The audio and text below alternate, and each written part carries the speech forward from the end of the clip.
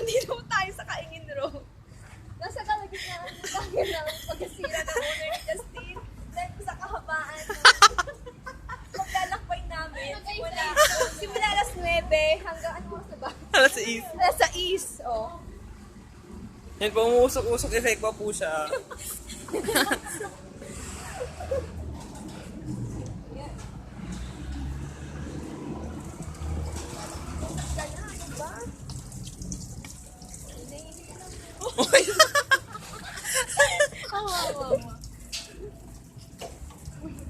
Basta na yung ba ako?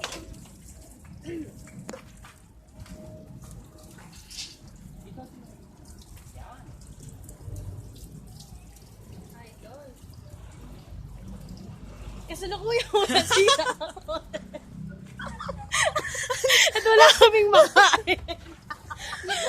Kanina pa kasi kami, kuya, alas 10 pa, ikot-ikot sa Manila kasi naliligaw-ligaw kami. Manila.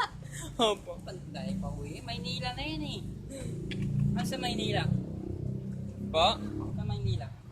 Sa may UST po. Kasi bubulwak pang ganyan kung nag-overheat yan eh. Bubulwak pang ganyan. Patarin mo. Patarin mo sa salila ng tubig.